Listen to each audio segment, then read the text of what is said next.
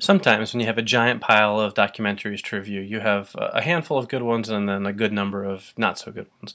And sometimes you have a whole bunch of not so good ones and maybe one or two good ones. And then there are months where you have a whole bunch of really great documentaries, and that's pretty exciting overall. This is definitely one of those months. First up, from History Channel, we have America, The Story of Us. Now, this was already released in a Blu-ray and DVD box set, so if you already have that, you don't need to buy these at all. What they've done now is basically take the box set and break it up into 6 individual discs: Civil War, Rise of a Superpower, Millennium, Rebels, Westward, and Boom. Each one focusing, of course, on a different period of American history, from, the beginnings through to the modern age. So they're all available individually. They don't include necessarily the special features that came in the box set, like the new introduction with Barack Obama. But if you couldn't afford that box set, or you're just interested in a specific part of American history, this is a great chance to get caught up on that excellent series.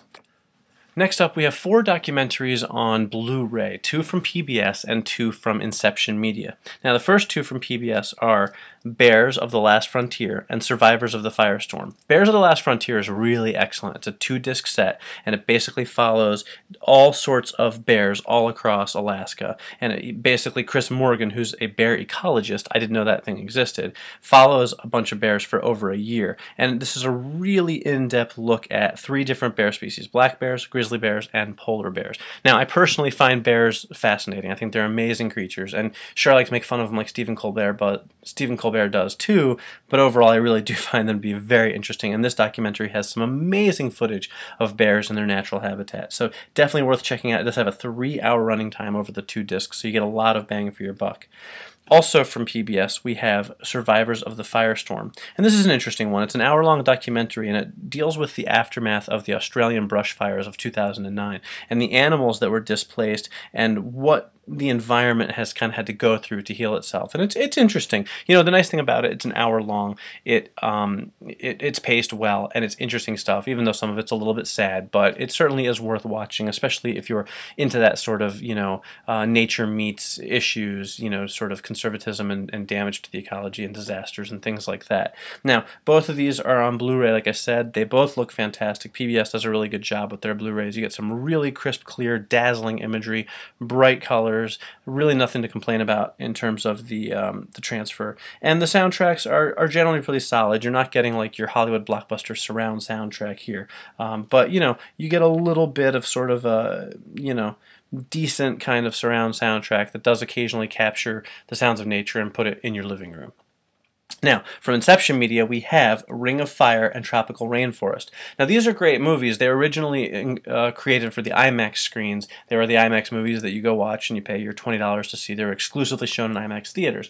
Ring of Fire, of course, being about volcanoes, which I've always found fascinating. And this is the Ring of Fire, which is a big 30,000-mile region in the Pacific Ocean. And then the Tropical Rainforest, of course, focuses on the rainforest in Australia, Costa Rica, French Guiana, and Malaysia. Now, these are good films. They're really cool to watch. There's some really amazing footage. They look terrific on Blu-ray, really nice transfers. The problem with them is that because they were created for IMAX, they are very short. Each one only runs 38 minutes, and that includes credits.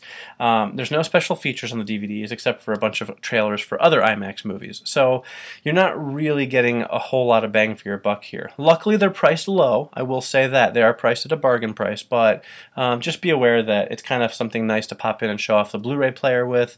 They're fun to watch, good documentaries, but you're definitely getting less than an hour's worth of content on each of them. Next up, we have Talking Baseball with Ed Randall, Interviews with the Greatest, Volume 1. Now, what this is a series of, I believe there's 12 in the inaugural edition, baseball interview DVDs with, I guess, legendary host Ed Randall. Now, I don't follow baseball in any way, shape, or form, so I don't know exactly who Ed Randall is, except for the fact that I've heard of him, but I don't know the cultural importance of him. What I can say is he puts together a pretty good DVD. I did not look at all 12 of them. We received 3 of them to review: the New York Mets, the New York Yankees, Yankees and the Boston Red Sox, kind of the some of the great teams there in baseball history. And just listen to the names of the players that are interviewed on these sets. Tom Seaver, Ron Darling, Howard Johnson, Whitey Ford, Phil Rizzuto, Mickey Mantle, Yogi Berra, Joe Pepitone, Ted Williams, Dom DiMaggio, Wade Boggs, Roger Clemens, Jason Varitek. I mean, even I've heard of these people, so that tells you something. So it's a good mix of older players and younger players. Well, younger isn't really the best term, but not players who are in their 90s at least. And each disc runs about 2 hours long. I mean, if you are a baseball fan, you're a fan of one of the teams that these DVDs have been released for, then it's really a great release for you to kind of catch up on some history of your team. Next up, we have 5 more documentaries from PBS. Now, first up, we have The Duel, and this is a really cool documentary about Alexander Hamilton and his duel with Aaron Burr. And, it's kind of cool because everyone knows they duel, but most people don't really know the history behind it. And this documentary, in an hour long, kind of goes behind that and really sets everything up and explains to you what the differences were between Burr and Hamilton, why they had such a rivalry, and what led them to actually have that infamous duel. So that is definitely one worth checking out for history buffs. And even if you're not a history buff, it's pretty interesting, and in only an hour long, it moves along at a pretty good clip. Next up, we have Typeface, which is sort of an interesting look at this weird thing in Two Rivers, Wisconsin, where for one weekend every month, the town basically gets invaded by artist types from across the Midwest who hold like workshops on things like printmaking and art design and crafts and all sorts of stuff like that. And it's sort of like this very artsy workshop get-together type of thing that takes place in this town in the middle of nowhere every month. And so this documentary sort of explores this phenomenon. You meet a whole bunch of people, some slightly crazier than others, and it's interesting. It's not one of my favorite documentaries of all the ones I reviewed today, not necessarily the one that grabbed my attention the most, but as with many of these PBS documentaries, at an hour long, it tends to move at a pretty good clip, so it doesn't get boring for the most part. You do get an extra feature that's kind of neat, a gallery of art inspired by Typeface, and there are also some additional scenes. So at least there's some extra bang for your buck if you're interested in that one. Next up, we have Outback Pelicans, which is basically exactly what you would expect it to be. It's a documentary about the pelicans who live out in the Australian outback, which of course is one of the driest places on the desert, and pelicans are water birds. So this explores kind of how they live, how they survive, and it's interesting. With most animal documentaries, if you get some good footage in there and you tell me some facts that I don't know, I'm going to be interested. Pelicans are interesting creatures. It's not the most fascinating or engaging documentary I've ever watched, but certainly if you like a good nature documentary, it's worth watching. Next up, we have New York Street Games, and this one is actually really cool.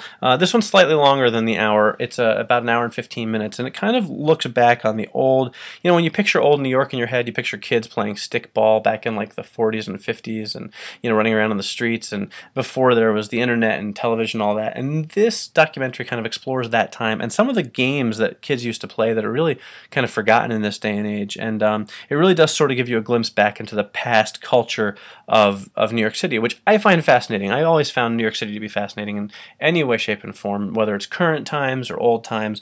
And so this is really just a neat look back on what the city was like for kids way back when. So certainly worth checking out. And it does include an interesting special feature. It's a printable rule book of street games if you want to play any of them now. It includes stickball, ring alevio, kick the can, scully, box ball, and a bunch of others. So kind of a neat extra feature there. I love to see people do something a little bit different with their extra features. A rule book for all these games that used to be played in the past, that's really neat. So good job there, PBS.